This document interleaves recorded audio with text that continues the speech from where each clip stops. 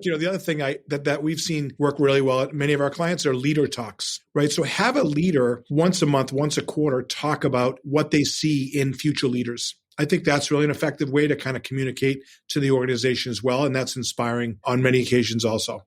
This is the Rebel HR Podcast, the podcast where we talk to HR innovators about all things people leadership. If you're looking for places to find about new ways to think about the world of work, this is the podcast for you. Please subscribe from your favorite podcast listening platform today and leave us a review. Rebel on, HR Rebels. Hello, Rebel HR listeners. Thank you for joining us this week. This is going to be a super fun show. With us today, we have Mark Zides, the founder and CEO of CoreAxis Consulting, an award-winning talent management firm. We are here today to discuss a new book that Mark has written called The PACE, Process for Early Career Success. Looking forward to this conversation. Mark, thank you so much for joining us. Thanks, Kyle. Appreciate you having me. Absolutely. And if our conversation before I hit record is an indication for this discussion, this is going to be a ton of fun. I was just talking about some of the conversations that we're having at my organization about, career development and making sure that we're building systems and processes for, the up and coming future leaders. And I would just say the general nature of those conversations that I've been having has been, how do we do this? And so I want to thank you for putting this down on paper to kind of help us think about this framework. I want to start the conversation by asking what inspired you to write a book about early career success. Yeah, there were a couple aspects, Kyle, that drove me to write the book. One first thing was that it was a passion project of mine, and it was kind of a bucket list thing that I thought I'd like to do at some point in my career. And through the pandemic, it accelerated that because when I had some free time, I wrote the book, and then I was going to self-publish, and then a couple colleagues and people by network read it, and they said, wow, this is pretty good. I mean, this can impact the Gen Zs and the Gen Ys or the Millennials that are looking to get jobs, but also the people that are hiring these folks, in these organizations. And so I went to a publisher, it got published, and it came out last week, and we've had great early feedback. But really what it came down to is I wanted to give back. It sounds cliche, but I have three Gen Zers of myself. I got a senior in college, a sophomore in college, and a junior in high school looking to go to college. And a lot of the companies we work with in the marketplace are hiring, this generation, right? This genre of up and coming folks into the workforce. And, there's a lot of the stuff out there, the, great resignation, the great, reshuffle, all these, the future work. And it's all true. I mean, these people coming into the workforce are going to make a huge impact. And I thought that writing a guide or, sort of a tough love book that would give them some advice, some guidance, some inspiration as they go into the workforce would be a pretty cool hit for them. And we'll see how it goes. Absolutely. And I think, first of all, hats off having three Gen Zers. I'm a father of three. They're not in the college age yet, but I can only imagine the challenge of helping them adapt to this kind of new world of work. What I like about the book is you've really started to put this into an easy to understand framework. So can you maybe walk us through the PACE process a little bit, and why did you organize it that way? Sure. I mean, the book was written in a way where it was actionable and it was pragmatic. So what we wanted to do was build it in a structure where, just like many other HR processes, right? A lot of talented experts and luminaries over the years have written some pretty strong business books, but this one was really meant for this organization, or I'm sorry, this generation to kind of think about what it takes to build your brand, what it takes to be successful in the early part of your in your career. So not quite sure if this book would apply, Kyle, to guys like you or me, or people that are, a little bit older or further on in their career. But certainly, the approach was to build an easy step process for them to think about. And P stands for prepare. A stands for apply, C stands for commit, and E stands for evaluate. And throughout your career, you're, again, not to get really deep into it. I don't want to give out all the secrets, so maybe people will go buy the book. But you want to prepare for the job, prepare for the interview, prepare your resume, prepare your social brand, all those things that people like you and I might take for granted. Make sure that your LinkedIn profile matches your social media profile, right? I mean, what's the first thing the recruiters look at when they look for a job applicant? They're gonna look. They're gonna troll the internet and look for hey, what's someone's Instagram look like? What's someone's Facebook look like? And you have questionable party photos on there. You're probably not going to make it to the next round, right? So then you apply for the job, or you're trying to get your foot in the door, and that's tough, right? It's a lot more challenging now than it was, even 5-10 years ago. And some of the tactics are, you're not applying necessarily in person anymore, meaning that you're not interviewing in person, right? You're doing a Zoom, or you're doing a virtual interview, and that's different. It's a different approach. It's a different style. You got to do some mock interviews. You got to kind of check yourself out on screen, things like that. Commit is an interesting part of the chapter, part of the book, which is, once you're committed, what do you got to do to be successful? What do you have to do to build your brand, to network, to kind of help your boss or your team look good? And, some of this generation doesn't really think that way. So it's just some advice there to kind of let them think about what do they need to do to, push the envelope internally, not just make themselves look good as an individual, but elevate the entire team, elevate the entire company. And then evaluate, and we talked about this a little before we came on, Kyle, was, how do we, retain these people, right? How do we motivate them? How do we develop them? And a lot of times, you see a lot of HR metrics and some studies that come back that say the average Gen Z or the average new hire, stays in a job less than a year. And why is that? What could we be doing organizationally to kind of motivate them to, help them feel that they're part of the organization from a cultural perspective, from a impact standpoint? And sometimes it may make sense for these young folks to evaluate the company, the role, the industry, and then pivot, right? But you don't have to pivot out of the company. Maybe there's another role if you're in a big company that, hey, if you're in finance, maybe there's an opportunity in supply chain, maybe there's an opportunity in marketing. So you can have little mini careers within a company, and you don't have to always just jump to the next, resume or offer that comes, your way. So that's, there's some tactical things, there's some strategic thinking in there to kind of help them evaluate where they are in their career. I love that approach. And I think, a couple of things as I was reading through the book and in preparation for this discussion, you had a couple statistics early on that I thought were really, really powerful and kind of scary for myself as I'm trying to figure out this puzzle of retention. And it's, you shared in there that a study in 2017 revealed that 54% of recent graduates self-reported as underemployed. And the first thing that I thought when I read that is, the first question was, oh shoot, are those mine in my organization? And then the next question is, so if somebody feels that way, if over half of those early career professionals feel that way, is that actually HR's issue, where we are not doing a good enough job with our development programs, or even painting that picture for folks that, hey, yeah, I get it. This is an entry-level job, but you're not going to do this for the rest of your days with this organization. Here's the path for you. Here's what this looks like. Here's the opportunities in front of you, so that it shifts from a context of being underemployed to being earlier in your career and gaining the skills to ascend. Any insight there as you wrote this book and kind of thought about that puzzle of what an early career professional's looking for and what the companies that they work for actually offer them? Yeah, that's a really important part of the book, and I'm glad you picked that out.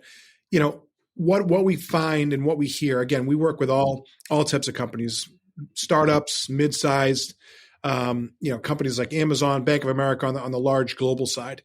And what we hear from HR leaders and CHROs is that, a lot of times the onboarding programs aren't sticky enough.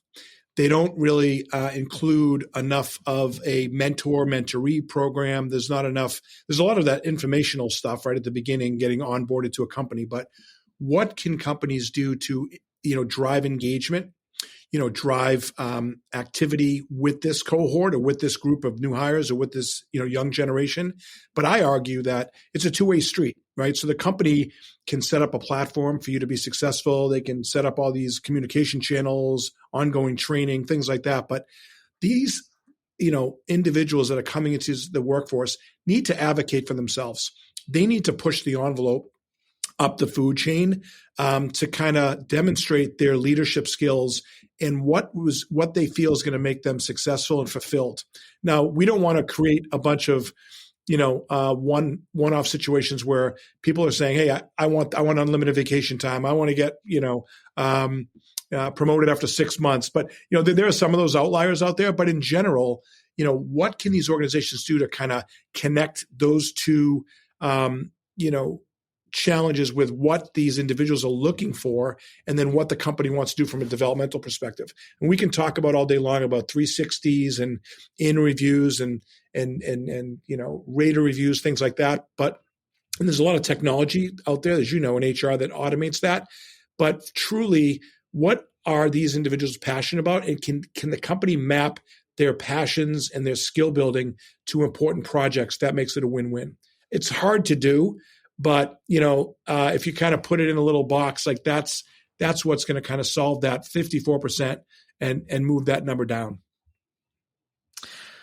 Yeah, absolutely. And I think as I reflect on the feedback that I hear from my peers and from, some of my managers within and outside of my organization, it's a lot of times the conversation is around, well, why don't these people own their own career, or why don't they understand, the opportunities in front of them? And I think that's such a challenge, especially when it might be unclear, right? I mean, I don't know about you, but like my career path was it was not a straight line. It was like a jagged rock climb, and I fell a couple times and had to climb up a different. But that's how careers are, right? Like there's really not there's not a clear path for any one person.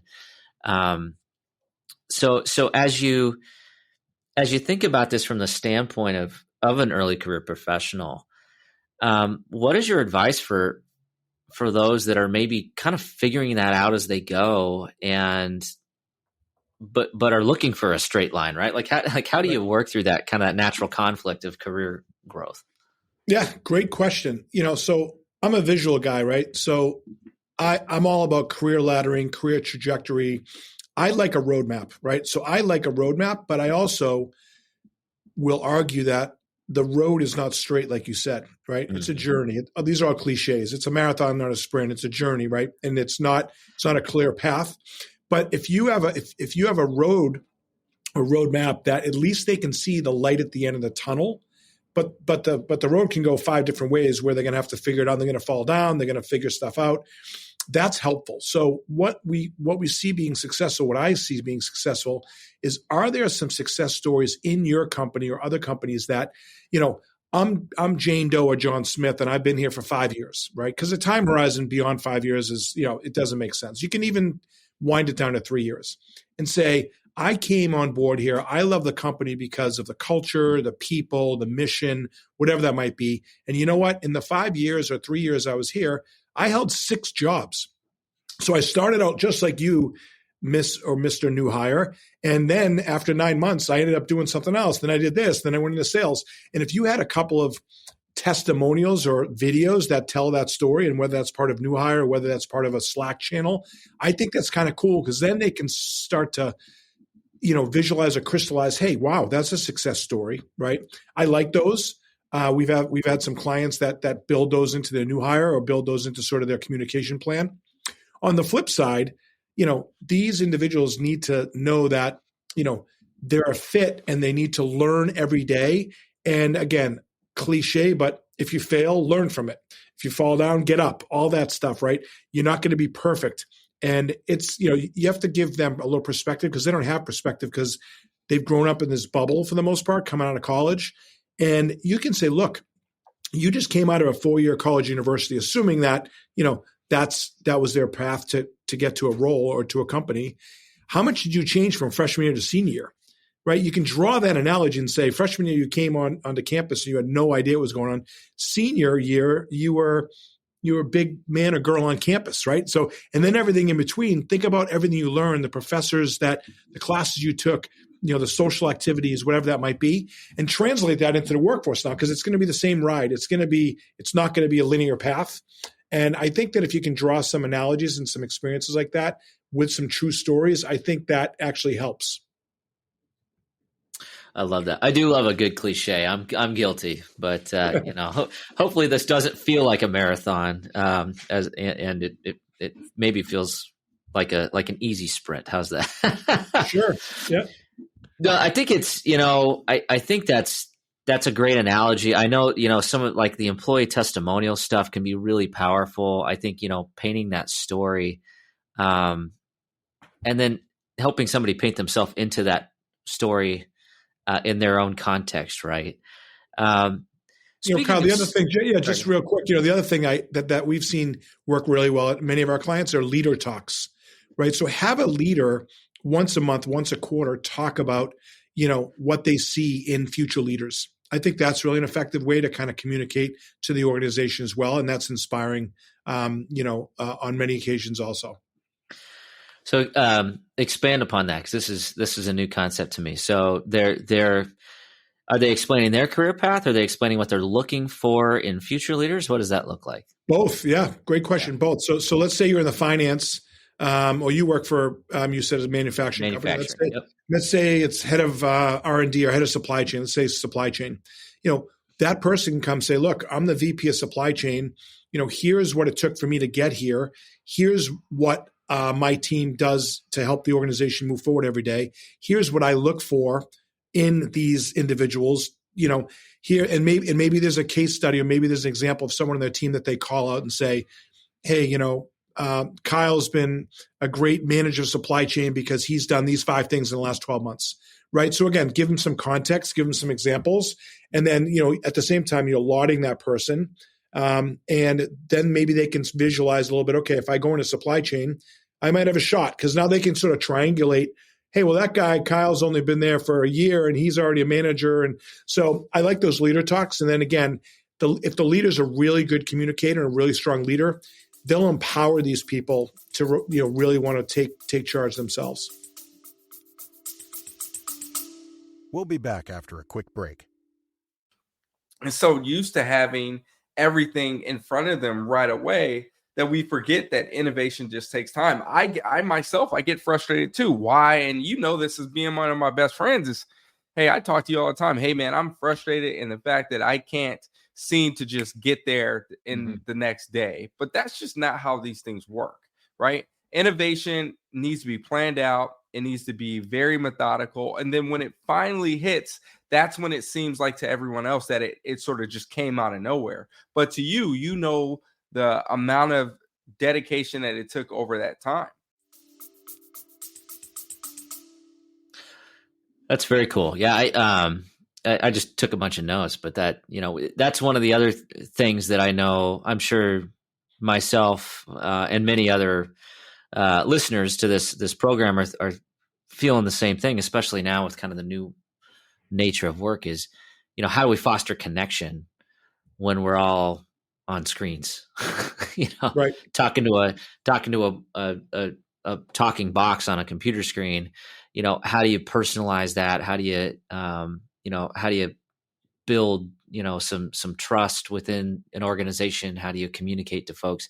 Now that could be a really powerful tactic. Thanks for sharing that.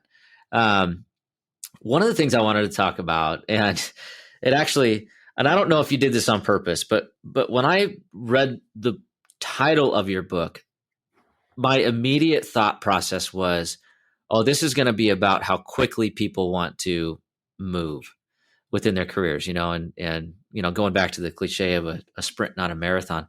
A lot of times what I feel like with new career entrants is like everybody wants to sprint. Like they want to get to the finish line in like 2 years, and it's like, no, that takes you 22 years to get there. And I'm sure everybody's seeing that. The retention rates are reducing, and especially kind of the speed of people leaving an organization, and maybe the term job hopping. At this point, it's not even atypical. It's actually atypical to see somebody who sticks around for more than 5 years at any employer. What is your take on kind of that that career, pun intended, pace of an early career professional, and how do we think about that in the realm of HR? Yeah, so I love the word pace, right? And that's part of the reason why I wrote this book, hashtag pace. And pace means a lot of different things to a lot of different people, right? So, what I say to people when they ask that question, well, why did you use that word? It's like, it in its own right, it can mean, keep the pace, right? Well, what does that mean to you? Keeping the pace, for Kyle means a lot more than keeping the pace for Mark Zides, right? We might have a different personality, different behaviors, whatever. But in the context of an organization, sometimes you have to maintain the pace. Sometimes you got to keep the pace. Sometimes you got to pick up the pace. Sometimes you got to slow down the pace, right? And I think that word will hopefully help make people think about and reflect on where they are in their career, right? So does this individual need to pick up the pace to advocate for themselves or, do a better job on a day-to-day basis? Are they going 100 miles an hour where maybe they're perceived of, they're a bull in a china shop in a company and they need to kind of slow down and just not be so sloppy or do things a lot more, efficiently. So it can mean, again, like I said, a lot of different things within the early part of someone's career. And to your point around job hopping or, I would really love these people to reflect and just before they hop, to a new company for $5,000 increase or whatever, the average is. Look, it's industry specific too, right? I mean, not to kind of digress and go into that, but if you're working for a digital media, digital marketing company, or a blockchain company, or a tech company, and that talent is highly regarded and highly, needed, right? So, these folks can jump around. But if you're working for a quote unquote, regular sized company that has the same growth every year and they bring in the same amount of new hires, I think that you got to be patient. I think that, these people have to kind of, I'll call it maintain the pace, but keep the pace, right? And always, look for career opportunities, whether it's within your own company or outside of the company. But that word, the purpose of the word is really just to make people think and make people reflect. I love it. Well, certainly it did its trick for me as I was thinking about it. It's funny because, gosh, I could have used this book about 17 years ago. And you know what? Maybe that's just the nature of how it's supposed to be. When you're early in your career and you don't know what you want to do when you grow up, which I'm still kind of searching for that answer, right? But I think we all are. Yeah. We all are. Yeah. If somebody's got it figured out, I want you to email me. I want to know. I want to know how'd you figure that out. But it's so critical. That patience is so critical. And I look back, and it's funny now. It's like as I look at the people who were really impatient and were like shooting for the stars, and you can see them on LinkedIn. It's like they did this for a year or two. They did this for a year or two. They did this for a year or two. And then I look at the people who were patient in their career and like, in some cases they're still with the same employer that they were with when they left college and have kind of ascended. It's like, wow, that patience paid off for many of them. Right. And, I think it's very well said. It's hard when you're having a conversation with a mentee and they don't see that, right? So as you work with companies, because obviously you've seen it all as it relates to developmental programs, and you've worked with a lot of different companies. As you look at those programs, that have figured out how to maintain that level of engagement, how to really drive that stickiness as it relates to these early career professionals not looking at greener pastures. What are some of the common themes that you've seen that work as we think about these types of structures and systems? Yeah, it's not a one size fit all, right? I think that every culture, every company, every size is different. Every industry is different. But in general, if I can answer the question, I think it's, you mentioned it earlier, Kyle, around connectivity, right? So how do you stay connected with these individuals coming into the workforce? Do you have, I think it's really important for anyone coming into the workforce, especially early in career, to find a mentor and just sort of, in multiple mentors, right? Whether it's in the company they're working at, maybe it's a professor, maybe it's somebody, who's a friend of a friend, to get advice, right? But within a company structure, I feel that the longer that an individual is engaged in a program, the more it'll be sticky. And what I mean by that is if there was an onboarding program that just went beyond the typical average, 6 to 8 weeks, right? If you can extend it to 6 months, and I know it's an investment in the company, but it doesn't have to be, ongoing training all the time, right? It could be a training program. It could be a mentoree program. It could be, some informal meetings. It could mean it could be a work group or a community that's built, around, this new hire class, right? And it could be an informal monthly meeting where everyone gets together and talks about, some of the things they're facing, talks about, and then a speaker comes in again and says, hey, here's how you might solve some of these problems. It can be very informal. I think training is important. I'm biased because, we run a very successful training company, but to build training programs, and even if they're short little video vignettes that, sort of talk about new products, talk about the companies, where the company's going, continue education and knowledge around what the company's doing and what they're doing, keep people engaged. So again, not to get super tactical, but are you doing engagement surveys? Are you kind of making sure that these people are, invested in the company, right? There's a big cultural piece here that unfortunately, based on the last couple of years, got a little disconnected because there's no more lunchroom talks or lunch and learns and things like that used to happen in a lot of these companies. So how do you do that? How do we recreate that and make it much more engaging, for these people coming into the workforce? We could probably talk hours and hours about ideas, but, those are just a couple of initial thoughts. But at the end of the day, it comes down to engagement, activity, communication, make them feel like they're making an impact. It doesn't have to be every day, but every month, whether it's from their manager, their boss, giving them feedback. Feedback's important, whether it's positive feedback or constructive feedback. Yeah, absolutely. I think, it makes so much sense. And none of these concepts they're not overly complicated, right? A lot of this stuff is pretty simple. That doesn't mean it's easy, right?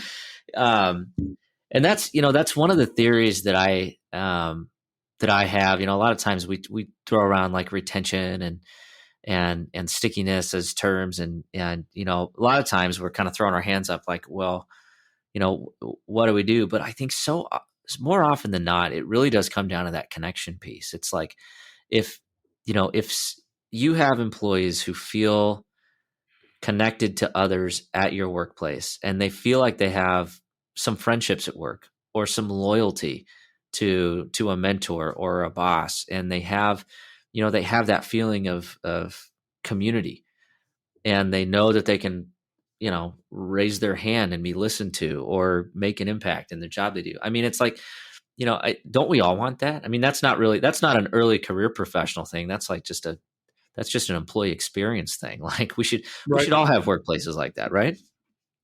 Yeah. And the ones that are successful and the ones that win awards are the ones that do all those things you just mentioned, right? And it's hard to do. Like you said, it's not easy. It sounds easy, but to implement that and to actually execute on it is it takes a village. Again, another cliche, but everyone's going to buy in all the way from the top, all the way kind of to the people in the field or the managers.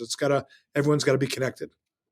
Absolutely, yeah, yeah. It's I'm laughing because it's like we've just done some wonderful training, some engagement training, and everybody um, everybody's super aligned at the training.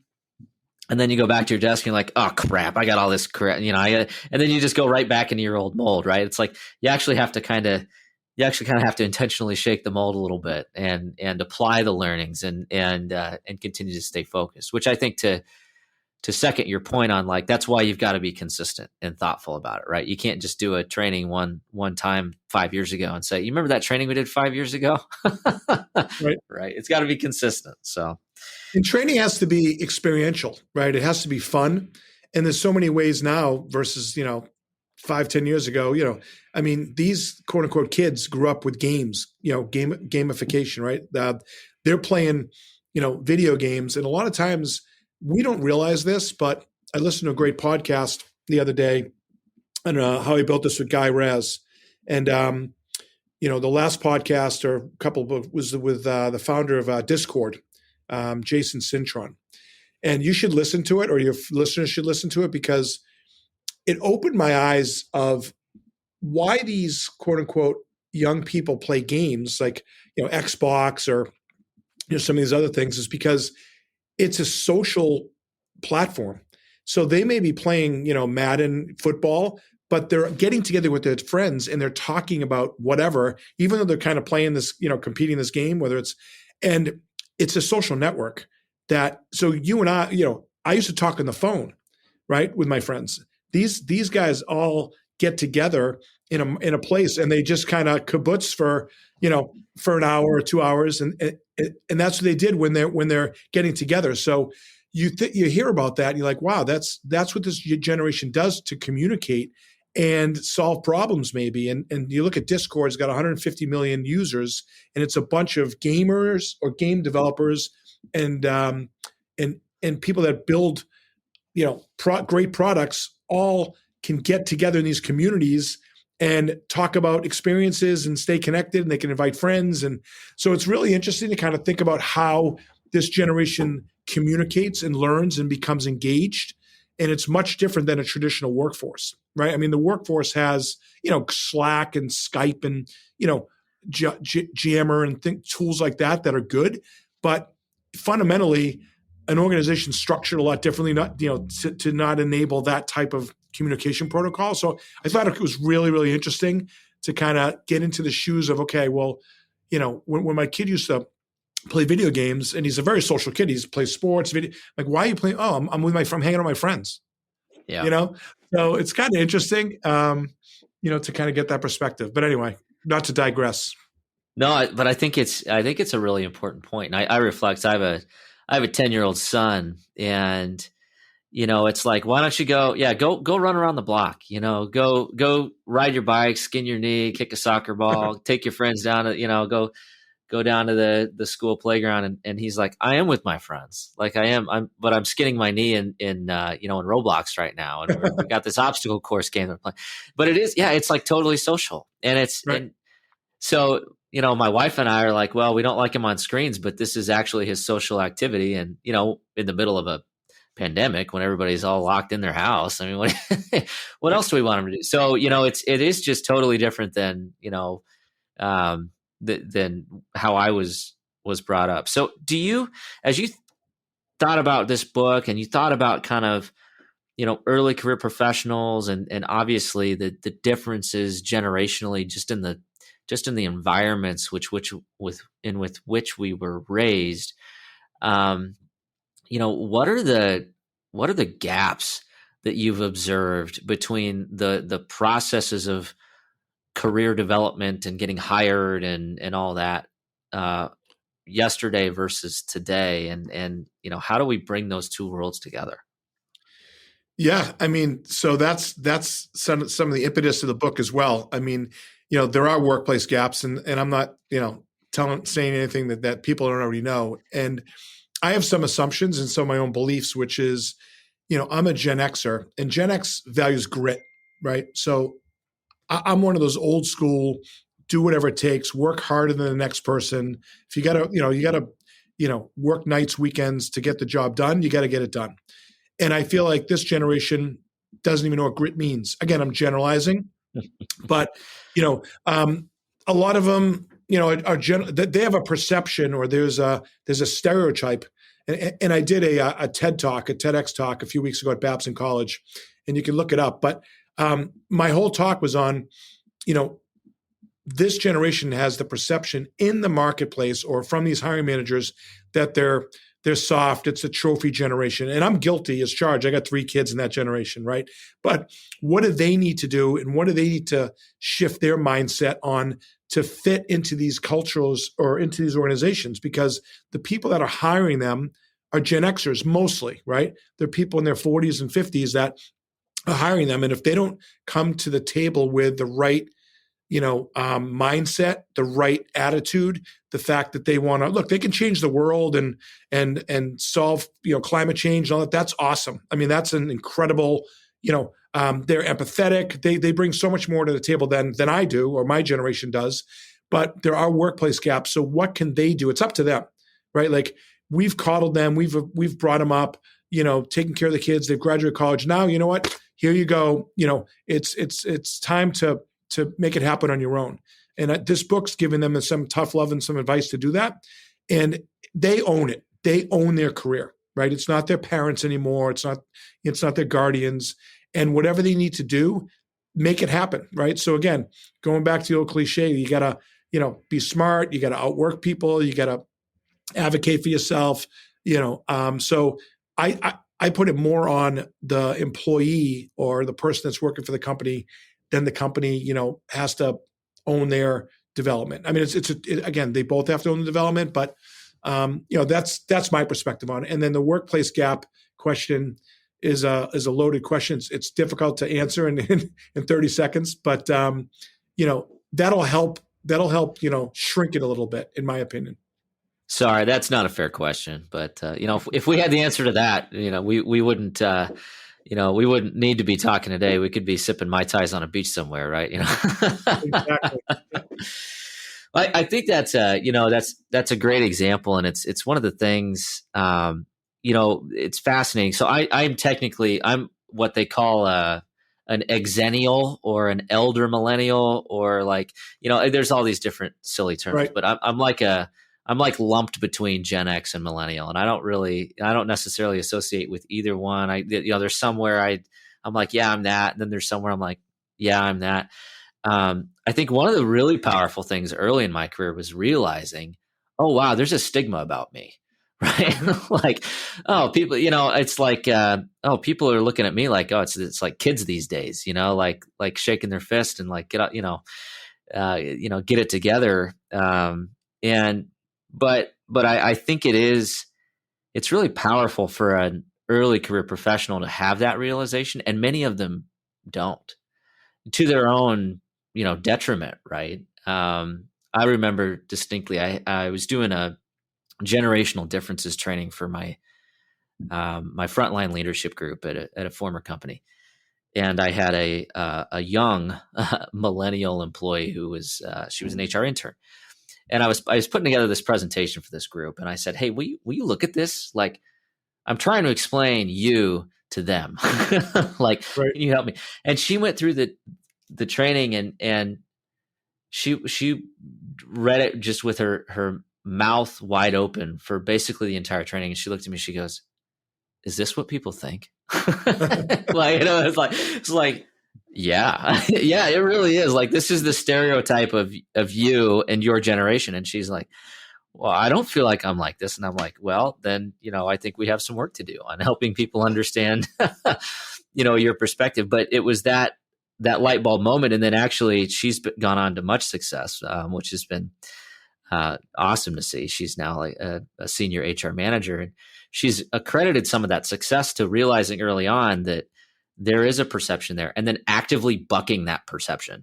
Right. And proving people wrong. And that was one of the drivers for her to to find that right career success and the right organizations that enabled that success. So that's a great comment. It's a great story. Yeah. I like that. Yeah. She's awesome. Brianna, if you're listening, keep up the great work. So proud of you. So appreciate it.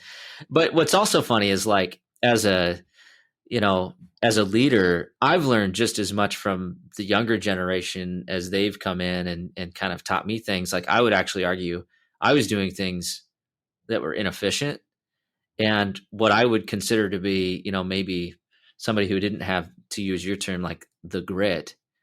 They were actually more interested in solving a problem so that it didn't come back, or treating a problem as something that we can automate and never have to worry about again. It's just, and hey, I like that.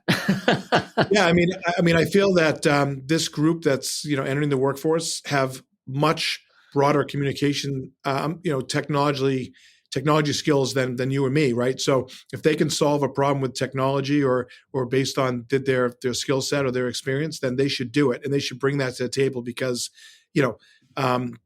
use that knowledge, use that, push the envelope, force companies to hire differently, think differently. Again, I feel that they can bring a lot to the table, but they have to be practical about it. It just can't be ideation and ideas. They have to say, hey, here's how we can solve it. So to your point, Kyle, be solution folks and come together and solve these problems, for this company. And if they do it in a different way, great. Right. But they have to push the envelope. Absolutely. Yeah. It is a lot more fun to come up with cool ideas though. And it's turning them into actions. That's the trick, right? That's really it. So for folks who are listening to this that are maybe in that part of their career where they're maybe an early career professional, kind of figuring it out. Maybe you found this podcast because you're in HR and you're like, hey, I thought HR was different than this. I want to find a new way to HR. That you can do that, but you also have to deliver. Right. Like you have and that goes back to what I think we talked about earlier, which is, it's patience. It's, you have to have enough time to get something done. So many times I'll talk to a candidate and for an interview for a job. And then I go back to the hiring manager and I said, hey, they were in this role, and they had some great results, but the manager will, turn that back on me and say, you know what, they were only on that job for a year. You can't get anything done in a year, but you hear that. I mean, that's the perception. And so it's, as you're working through getting, going through the interview process, thinking about your career path, there is going to be that stigma if you move every year or two. People, that's the perception. And while I know some people don't like that job hopping is looked down upon by many recruiters, it does have a negative stigma in many cases. And so you got to be aware of that, right? It does. I mean, and you're right when it says it has a bad stigma or you got to debunk the stereotype of this. But what I will say is, it's a gig economy out there, right? And I think hiring managers need to take an open mind or have an open mind to look, there are people that quote unquote jump jobs a lot more than, people further in their career did. The days of, I think you said someone working in a company for 45 years, those are probably over. But that said, I would coach a hiring manager or a talent acquisition team to hire the athlete, right? Again, another cliche, but hire that person that you believe has the skills, the behavior, the attitude, and they're going to make a difference, right? They're not going to fit into a perfect box always, right? You're not going to take the college experience, maybe a couple intern experiences, and then they're going to fit right into, the exact role. You want to find the person that's going to fit the culture, fit the organization, and that are curious. You want people that are curious. You want people that are going to want to learn. You want people that are going to work hard. Again, all those, traits and behaviors, but that's what I would say to hiring managers, not to try to just find the perfect candidate. You know what I mean? That's what I find to be most successful. And you know what? You're going to hit some and you're going to lose some, but with all these open jobs and open roles in these organizations, I think you got to take some chances. I know it's a big investment to bring people on board, but if these hiring managers will be a little bit more open-minded to kind of, bring in someone with maybe not the perfect experience, but they feel that they'd be a good fit in the organization, I'd take that chance. Mark, I'm going to hire you to have that speech with my hiring managers on a monthly basis. Cause I'm with you. And I think, the call out on the gig economy, I think that goes right back to, it's a different world out there. Right. It is just different. And we've got to be mindful of that and open-minded. Or we're going to struggle. I mean, to find people, to keep people, and to engage people. So with that being said, we are coming towards the end of our time together, and I'm fascinated to hear your responses to our Rebel HR Flash Round questions. So are you ready? Sure. All right, here we go. Question number 1. Where does HR need to rebel? They need to push their own agenda up to the C-suite, meaning they need to force the leaderships of these organizations to think about hiring differently, think about doing work differently, and think about growing differently.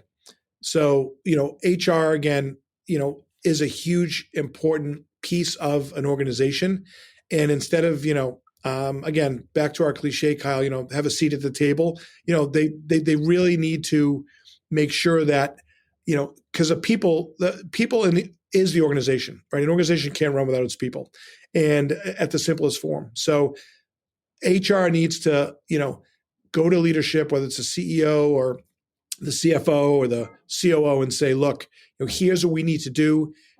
Here's how we should do business differently, because you see it from a talent perspective and a leadership perspective, and you need to bring that to the table.